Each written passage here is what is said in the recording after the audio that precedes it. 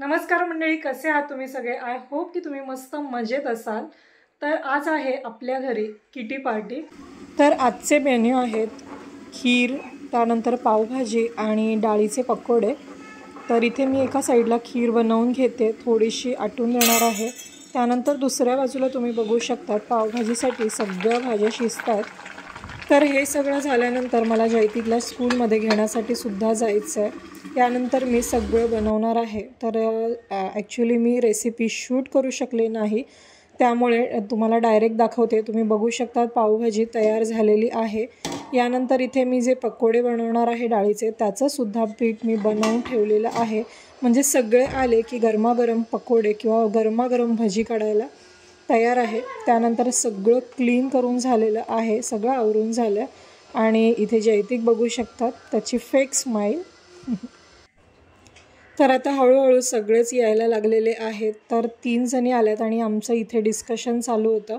त्यानंतर आम्ही गेम खेळायला सुरुवात केली. तर मला खूप आधी म्हणजे आमच्या सोसायटीमध्ये 26 जानेवारीची जेव्हा पूजा असायची त्यावेळी हे गेम खेळले जायचे. तर मला त्याची अचानक आठवण आली आणि म्हणलं हा गेम आपण पण ठेवूयात.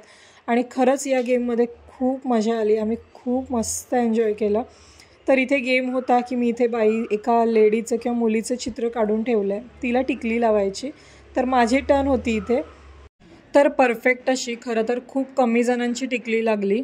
2 जणं फक्त जवळपास होते, पण ज्यांनी माझे डोळे बांधले त्या ताईंनी मस्त एकदम परफेक्ट टिकली लावली होती आणि त्या या खेळाच्या विनर होत्या.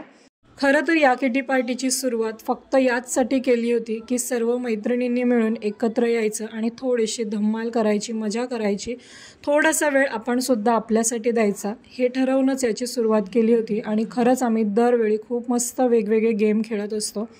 यानंतर आमचा दुसरा गेम सुरू झाला. तर मी प्रत्येकाला वेगवेगळे स्ट्रॉ दिलेले आहेत आणि एक न्यूजपेपरचे छोटे छोटे मी पेपर कापले.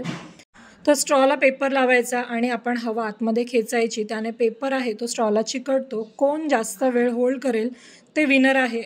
यानंतर आम्ही मस्त सगळ्यांनी मिळून पावभाजीचा आनंद घेतला. सगळ्यांना पावभाजी खरं तर खूप आवडली. त्यानंतर खीरही खूप सगळ्यांना आवडली. यानंतर बराच वेळ आम्ही गप्पा मारल्या. संध्याकाळी जयतिकला पावभाजी खात नाही म्हणून मी पनीर टिक्का बनवून दिला होता, त्याला पनीर टिक्का खूप आवडतो.